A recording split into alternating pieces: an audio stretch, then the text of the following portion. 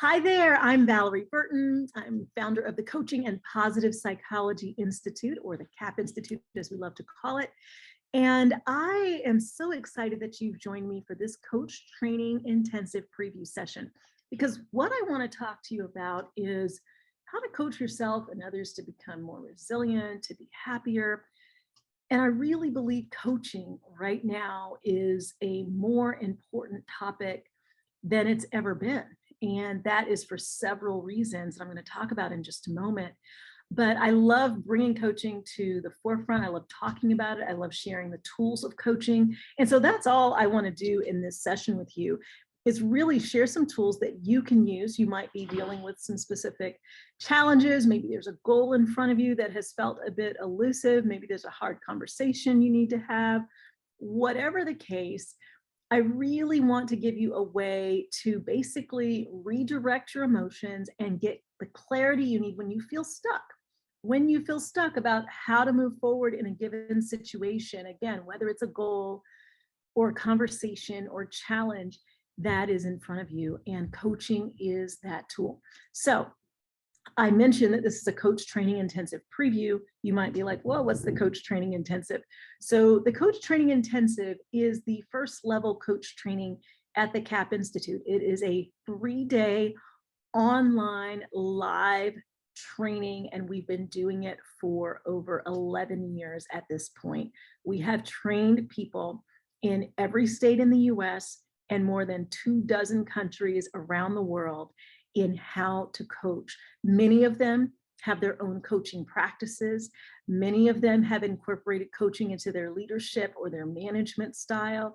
And what excites me probably the most is how, as a coach, when you're trained, you basically transform and kind of into this kind of coaching lifestyle, because you begin to recognize that as you face challenges, as you go for your own goals, coaching and even self-coaching becomes this tool for navigating the obstacles, the setbacks, the challenges, sometimes the doubts that are just in your head, the hesitations that can happen that are brought on by your own fears, right? Your fear of not succeeding, your fear of succeeding. That can happen too, because we have a lot more pressure when we succeed and we wonder, can we keep it up?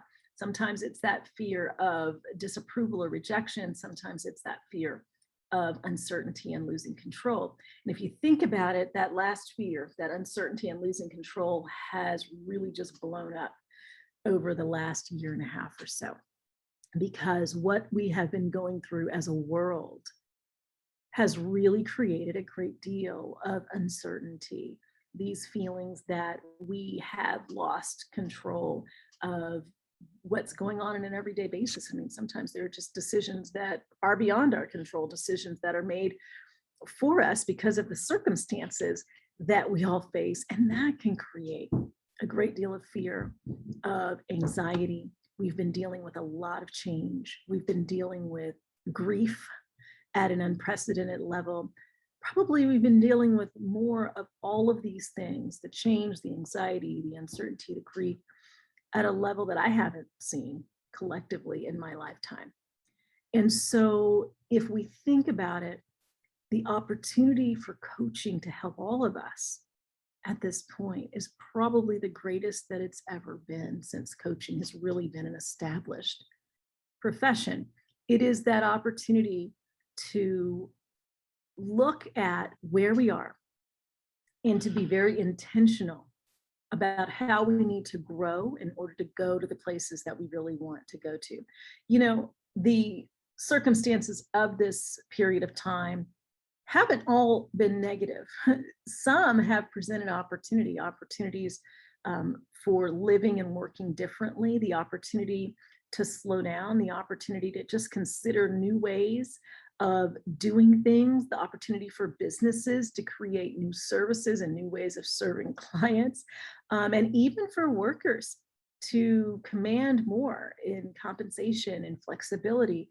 So when you look at even the opportunities, not just the challenges of our current environment, they all require being able to reflect, to get clear about what you really want, and to come up with a game plan as to how to get there.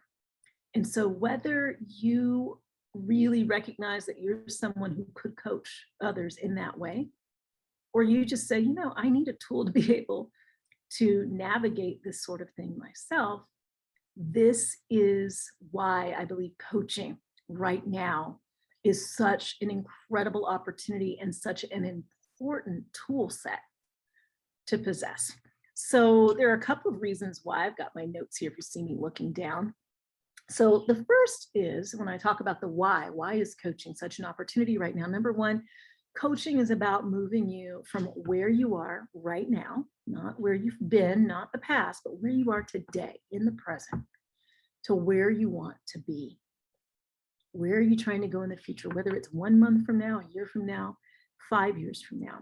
And then to navigate all the all the challenges and the obstacles to making progress to getting to that destination.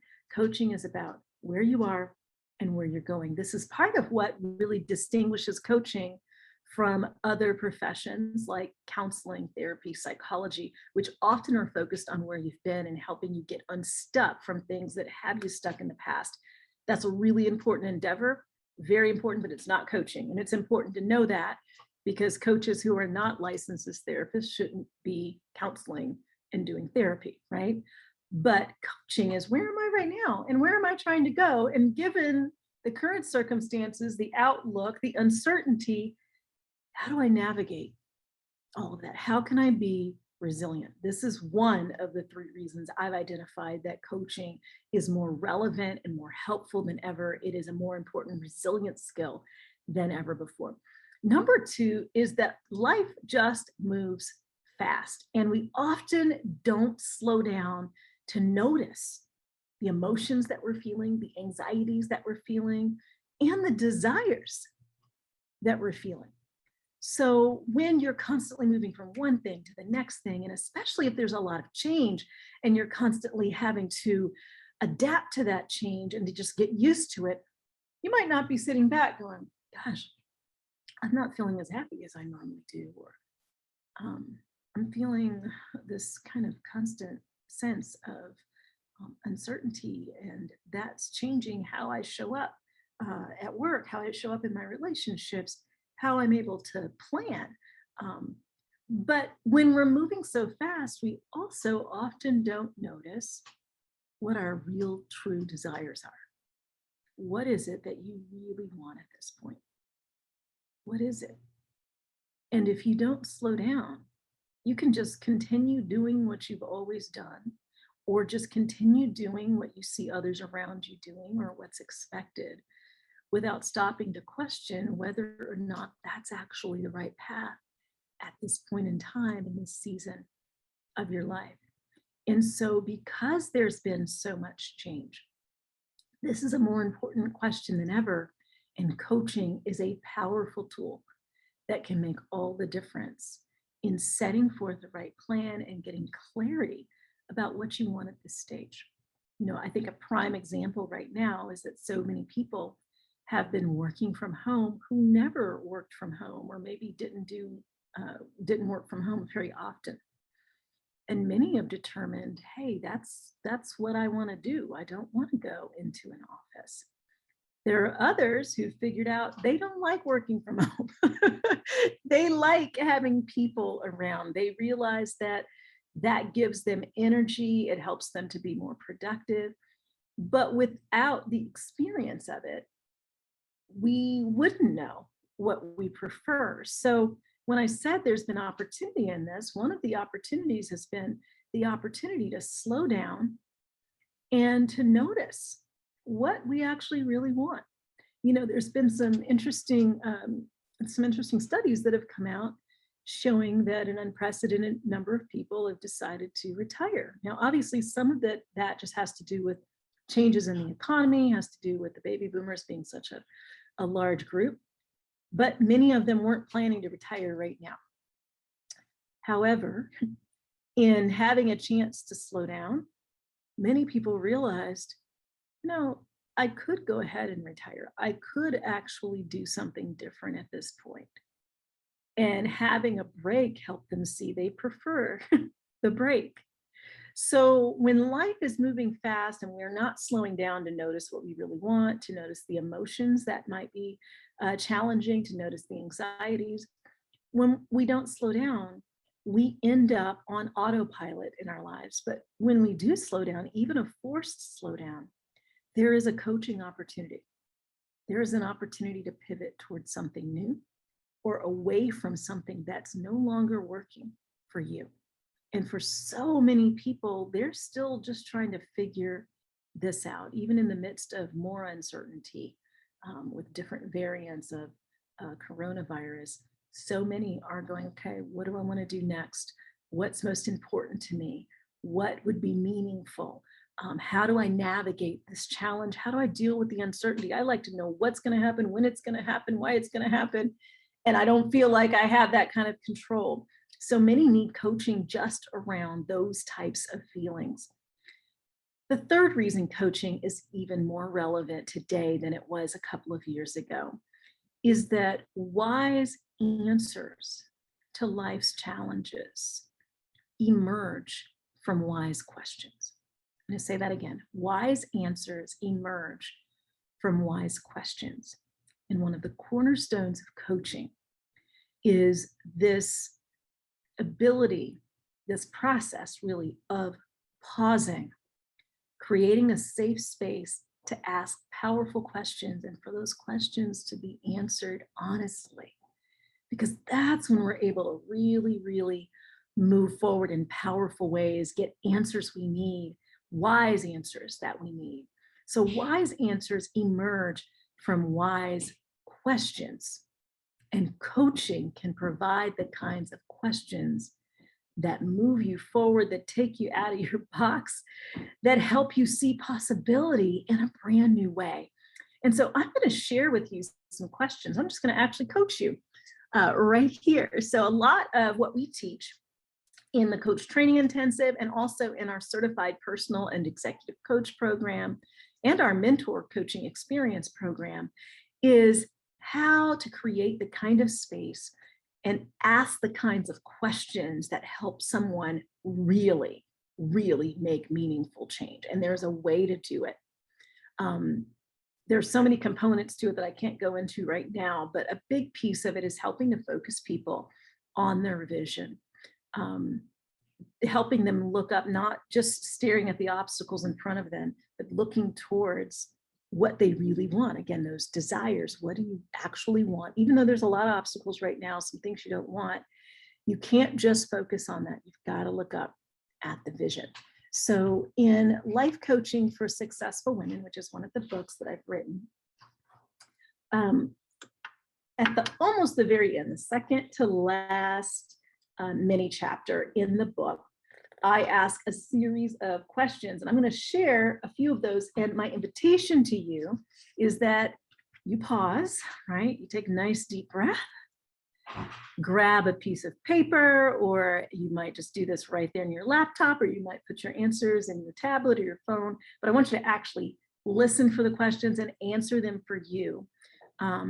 Because like I said, we can use these questions as we're coaching others and helping others move forward. But I truly believe that the best coaches, the best leaders and developers are great at asking powerful questions of themselves that help them to move forward. That requires taking the time away, just like you're doing right now, pausing, asking those questions, and then honestly answering. So I'm going to serve as your coach right now to ask these questions. So again, this is from Life Coaching for Successful Women, but guys, no worries. These questions are relevant for men as well. As a matter of fact, the original book was called Your 5-Minute Personal Coach. And when we re-released it in 2020, we changed the book cover and the title. And I actually added about 30% more content. So it's not exactly the same book, but it is the original. It is built from the original Your 5-Minute Personal Coach. So one of the things I say here is, one of the wisest ways to create powerful questions is to root them in your values. For example, For me, as a woman of faith, I often create powerful questions using scriptures that resonate strongly with whatever my current challenge or opportunity happens to be. So here are a few of my favorites. I want you to answer these for yourself. So, number one, in this season of your life, thinking about all that's going on, not just what's going on in the world and in the country that you are in, but also what is going on for you in your life. So in this season of your life, what does success look like? In this season of your life, what does success look like? You know, it's important to define what success looks like because it can look different in different seasons. If you measure success by a definition that was relevant in an old season, for example, pre-pandemic was a completely different season. And if you measure your success in your career, in your business, with your finances, with your relationships, if you measure that by standards that were present before all of the changes that have happened, you may find yourself frustrated. You have to adjust in a different season. I found this true for me before I got married and had children. And then I got married, immediately was a bonus mom, and within a year and a half was a mom. And in many ways was holding myself to the same standards. I couldn't keep up with those standards, particularly with my work and with my writing. And I found myself being really hard on myself. And I had to step back. It was actually some self-coaching to realize, wait a minute, you're in a different season.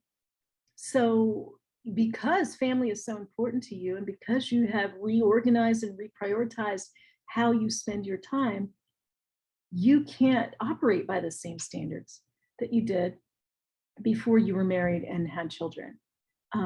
That was such a relief, but I was going based on old standards. And so that just was destroying my definition of what success was supposed to look like. So this first question is, what does success look like in this season of your life? Here's question number two. It's a very simple question, a really, really important question. The question is, what do you want? It is so easy when we are dealing with a problem, an obstacle, something we're really frustrated by, to keep focusing on what we don't want. And it's really critical at some point that you stop yourself from the focus on what you don't want, from talking about the problem, talking about the challenge, to actually saying, well, wait a minute, what do I want? I mean, I can talk about the stressor, I can talk about the person, I can get frustrated by all of that over and over and over again. However, it's super important that at some point I stop talking about the problem and I start talking about the solution. So the question is, especially when you are in the middle of determining, what do I need to be doing right now? I have to laugh because I am right here in the middle of recording in my studio, which is in my basement, and my 7-year-old has come down to get the broom. So if you hear some noise, that's what's going on. All right, you want to sweep the stairs? Yeah. Okay. Hello, everyone. Try not to come back down, okay? I'll be done in a little bit. All right. Speaking of standards, pre-pandemic versus pandemic, and working from home versus working from an office, which I did before the pandemic. So going back to the question, I think, what do you want, is one of the most simple questions. And sometimes the simple ones are the ones we just avoid. But if you think about the thing in your life right now that perhaps frustrates you, gets you stuck most, has you complaining the most, and you look at the reality of the situation. So I'm not talking, what do I want? I want COVID to go away. Yes, we all want COVID to go away. I'm not saying, what do you want? Oh, I want, X number of dollars, and that money's not coming anytime soon.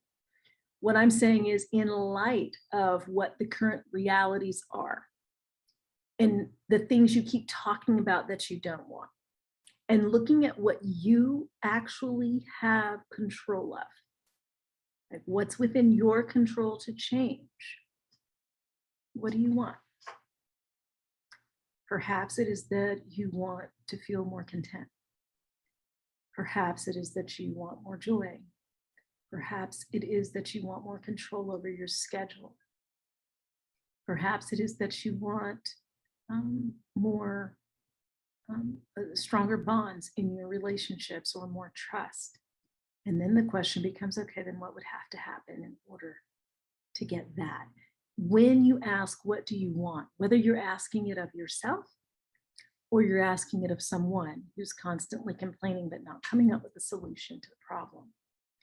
What you're really doing is you're kind of cutting off that focus on what you don't want. And you're saying, okay, here's what I can do. Here's what I want instead. And then you can begin walking down that road of saying, well, how could that happen? And it's really important when you do that, that you focus on what's called an internal locus of control, which is looking at what do I have control over? Because there's no need for us to sit and talk about what we want that we don't have control over, right? What I want is for, so-and-so to move out of the company because they're causing me a lot of stress. Well, you may not have control over that, but in light of the fact that these people are situated where they are, what do you want? That what do you want might actually lead you away from the company altogether. That what do you want may cause you to have some conversations that feel uncomfortable, but could shift the dynamic in the situation. So what do you want is a really powerful, powerful question. All right, here's another one of my favorites. And it is this: how could you be more flexible? How could you be more flexible? So the people who've been most resilient, and I bet you are one of them, in the midst of all that's been going on, and the pandemic, as we know, isn't the only thing that's been going on. There's been a lot over the last year and a half connected with racial and social injustice, with political turmoil. In many cities, we've seen shifts in crime rates. If you have kids in school or you've been in school, it's just constant change. Are we in person? Are we online? Are we doing something hybrid?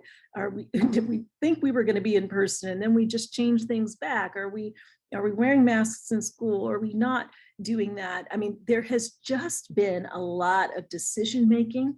There's been a lot of conflict, a lot of opinions. We've got more social media, so we're seeing everybody else's opinions, and you can see the tension because people are not even kind to one another about those differing opinions. When you ask yourself, how could I be more flexible? What you're really doing is saying, how can I persevere in this without breaking? Because when we get very rigid about everything, it's a lot easier to break. One of my professors when I was in graduate school in positive psychology used this analogy around resilience, that we can either be an egg that you throw against the wall, and when it hits the wall, we know what happens, it cracks. Or you can be a tennis ball, you throw it against the wall, and over and over and over again, it just keeps bouncing back. Why does it do that? It does that because of the material that it's made of. It does that because of the flexible material, the rubber that is a part of the construction of that tennis ball, that no matter what happens, it bounces back. It does not crack. It does not break. So thinking about the situation that perhaps has you stuck or frustrates you most, how could you be more flexible? What are you demanding that's not possible right now? What are you expecting that's not possible right now? Where could you be more flexible, and how would that change just how you feel? Because oftentimes when we are flexible, what happens is we begin to relax. And in that relaxing, we actually start to see the possibility, the opportunity in considering other options, or being able to say, well, maybe we don't do that for another year because there are just too many unknowns right now. It doesn't have to happen when we said 3 years ago, because you know what, 3 years ago, we didn't know things were going to look like this. And so in becoming more flexible, we can breathe better. We can let go of this need to feel like we're in control, because we're really not in control anyway, right? This need to hold on to it has to look like this. And we become more flexible and fluid in being able to go with the flow, to acknowledge reality, and to navigate whatever those challenges are. I don't know where this applies. Maybe it applies in a relationship for you. Maybe it applies in your career or your business, a financial goal perhaps that you've had. Maybe it even applies in your health right now. Wherever it applies, asking yourself, how could I be more flexible, is a really, really powerful question. So the next question, in the midst of this challenge, what is the opportunity for you right now? What is the opportunity in the midst of this challenge? So I found, even for the CAP Institute, we had an opportunity to do things differently. We had an opportunity to take our programs online, which resulted in 2020 having more students go through our coach training programs than we ever had in the previous decade.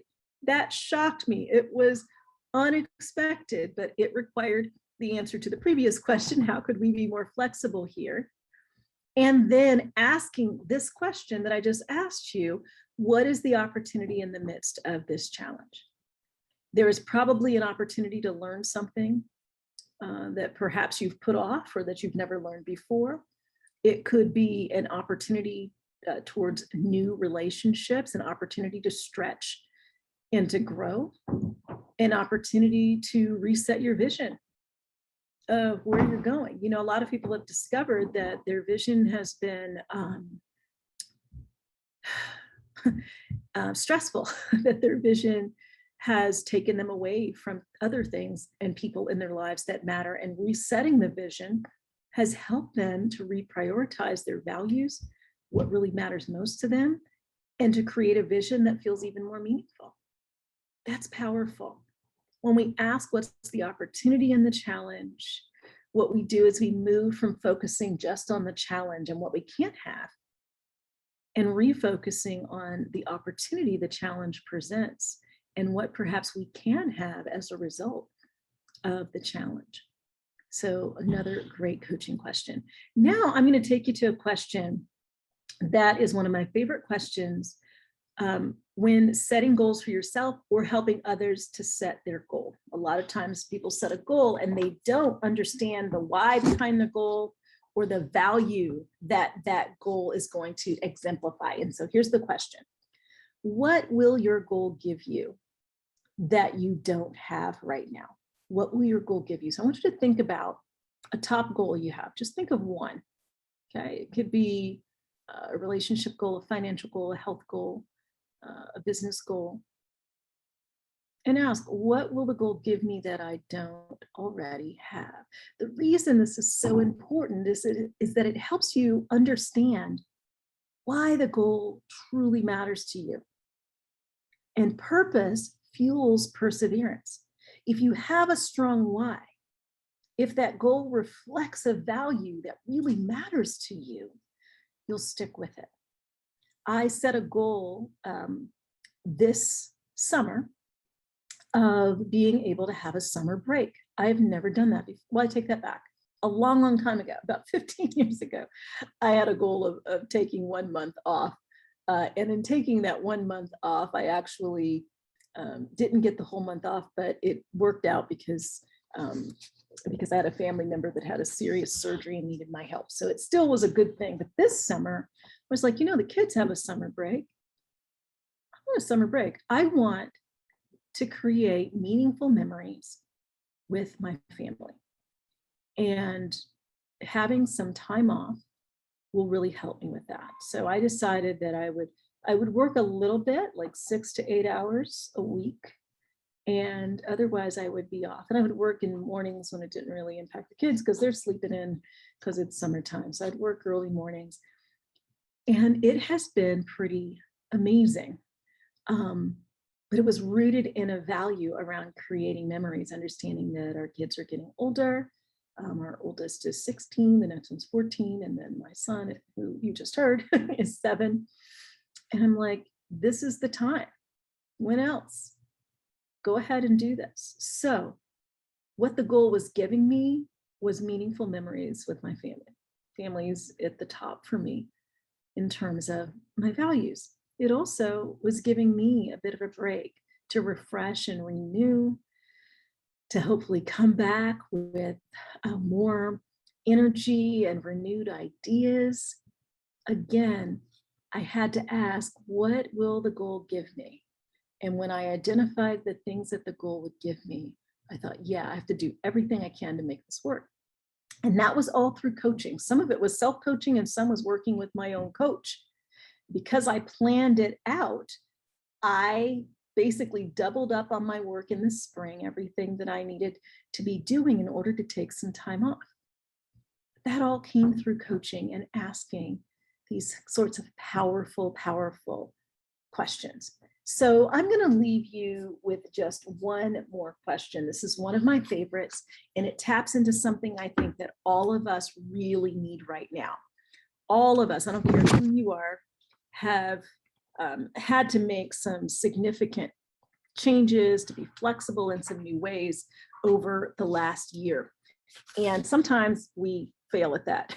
Sometimes, we pivot and it doesn't work. Sometimes we set out to reach out to someone and it doesn't go the way we had hoped. Somehow a person ends up with their feelings hurt, or we mess up a project, a client is upset.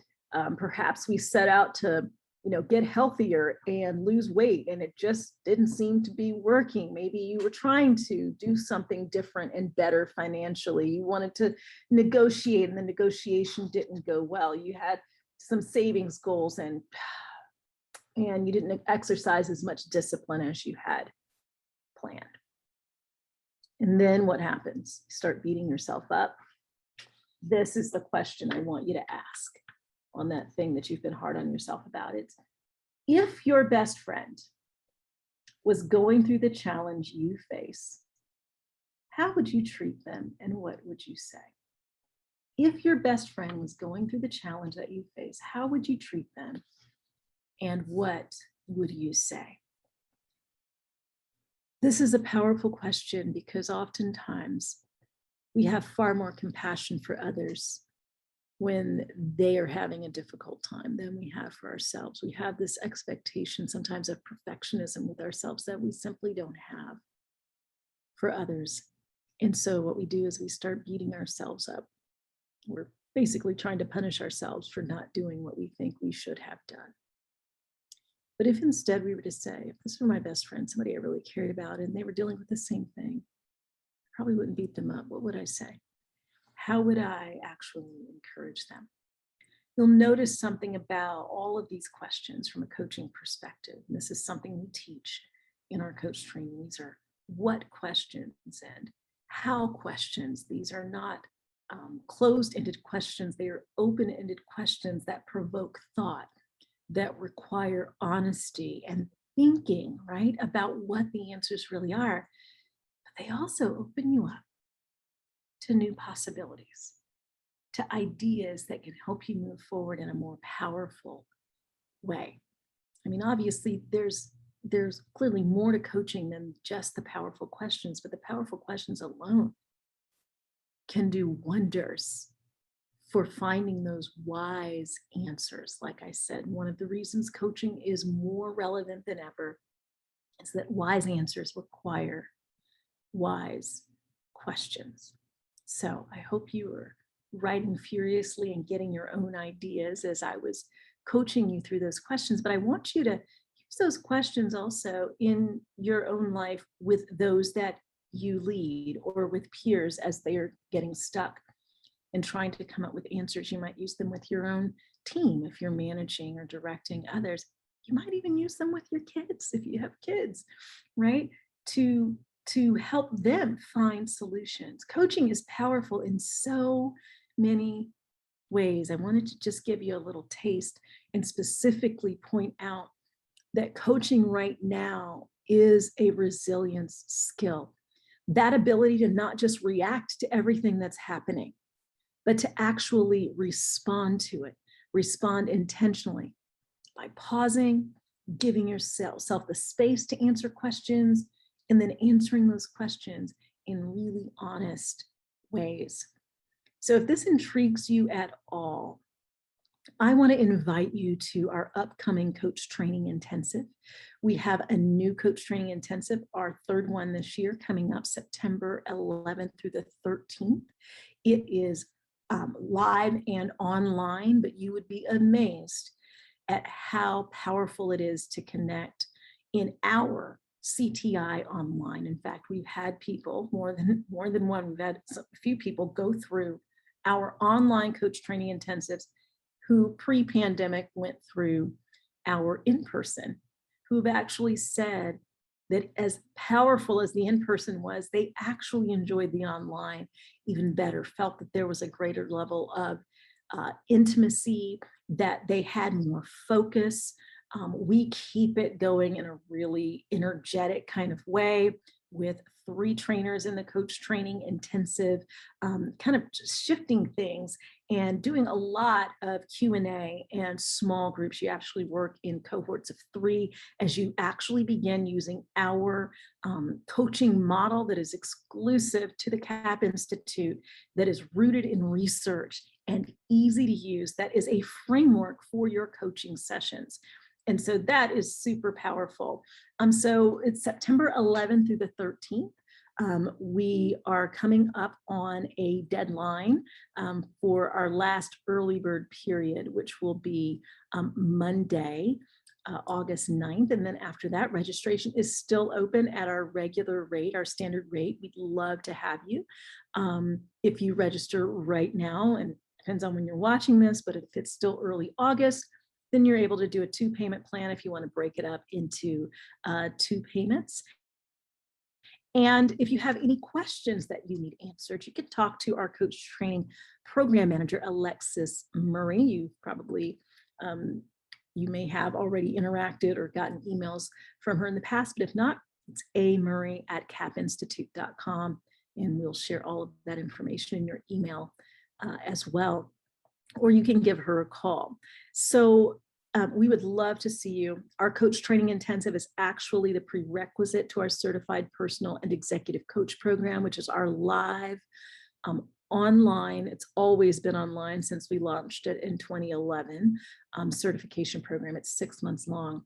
Now, listen, we set our program up a little differently than a lot of other programs because when I founded the CAP Institute, I wanted to really equip coaches in a way that would help them accelerate people's results, but also accelerate their own results if they chose to go into practice as a coach, meaning that they decided to have their own businesses. And some who aren't even planning a business still want to have that skill set. So we teach advanced coaching skills. We do it in a way that allows you to pick up those skills quickly and run with them and begin practicing and using them. We also have a track within our training, both at CTI and CPEC, that's what we call the Coach Training Intensive and the Certified Personal and Executive Coach Program, that is positive psychology. What is positive psychology? Well, traditional psychology tends to focus on fixing what's wrong with us, which is a really important endeavor.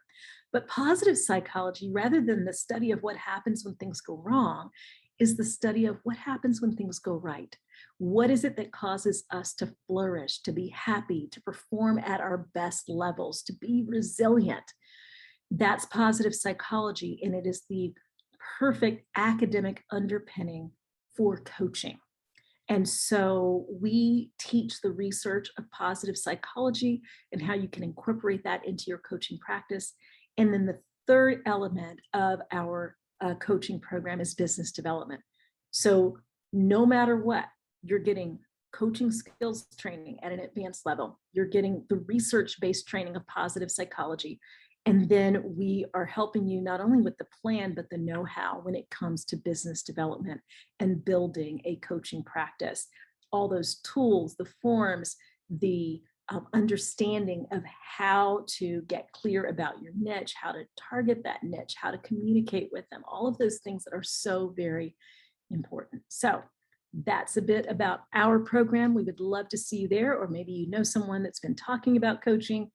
Forward this video to them. I would love for them to just experience a bit of coaching with me, and we would love to have you in the program. So thank you so much for joining me. I just want to remind you right now, coaching is a skill that can help you be more resilient. Be willing to pause, notice the emotions, the anxieties, and even the desires that you have, and start asking the kinds of powerful questions that will get you the powerful answers that move you forward and help you to be resilient and, quite frankly, happier in the midst of these uncertain and changing times.